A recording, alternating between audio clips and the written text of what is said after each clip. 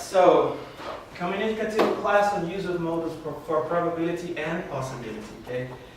I've had teachers who taught me modals, like they try to teach everything on modals in a single class, and that's just not the way to do it. So, first thing, you have to consider your audience. So, the class type is a reading. It can work for reading or for conversation. I have to consider that students are intermediate, and it's a regular class time, 45 minutes, right? Sometimes you have just 45 minutes. My aims, I have two aims for this class. So the first one is to present and practice the degrees of possibility and probability using the modal verbs. The second is, together with the first, is to help students substitute the inadequate use of verb to be in those sentences. Well, my personal aims are to reduce my teacher talking time, talk as least as possible, and to use scaffolding theory as to help students learn the little bit they need to have to be understood. I assume my students are aware of different functions of modal verbs. They already know many of the modal verbs. And I also assume that they're very assertive. When they think someone is rich, they say like, she is rich, he is rich, instead of saying he must be rich, he might be rich. So I also anticipate my students' problems because I think they have a blurred understanding of the differences between the modal verbs.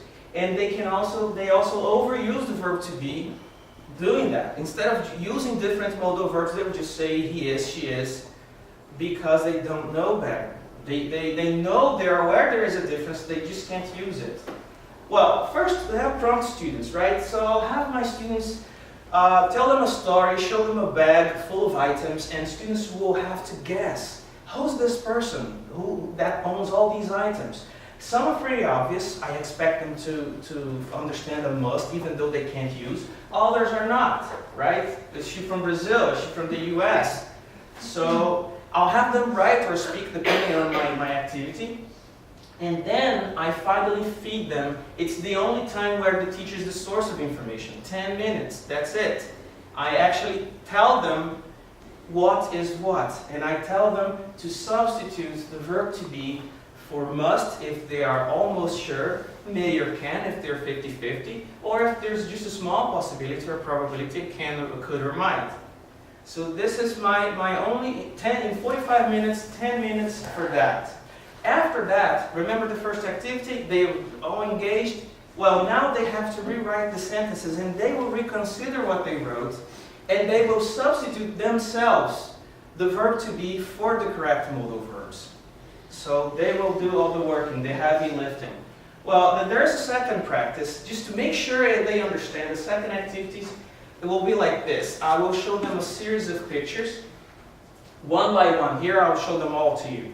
But a series of pictures. The very first picture, you have no idea what this is, right?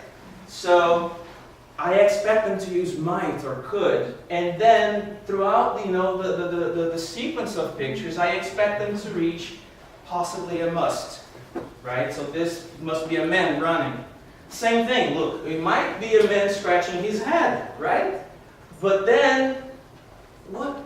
I expect them to grow from might to a must, picture by picture, okay? And if they can do that, this free practice, I assume they understand. It's suitable for intermediate students because they must have enough vocabulary to express their assumptions. And they're just a step away from fully expressing their ideas. They already know how to, they know the words, they know everything, they just need a little bit more. It's based on language function because I'm not there to teach the grammar per se. I have 45 minutes, they have fun, they play a detective game, right? And then they need the grammar just to fulfill that mission of theirs. It is learner-centered because teacher only interferes if the teacher is only the source of knowledge for 10 minutes. All the rest, it's pair work. All the rest is just thinking and considering things on their own. Okay? I think it's relevant to learners' needs because we're human beings. We predict and we make assumptions all the time. It's just like adjectives. We couldn't survive without adjectives. We have to label things, people. So that's why I think it's relevant. It is engaging because students are not there to, oh, come on, another grammar topic, here we go. No, they don't even know what they're going to do at the beginning of the class. They're there, it's a game, and they're learning. Well, I want to finish with this quote by this Robert Frost, which is from San Francisco. I'm not a teacher, but an awakener. So that's what we are. We're not sources of information only. Being a source of information is only one of the characteristics of a good teacher, right? We are here to awaken our students, to make them think. That's all I have to say, guys.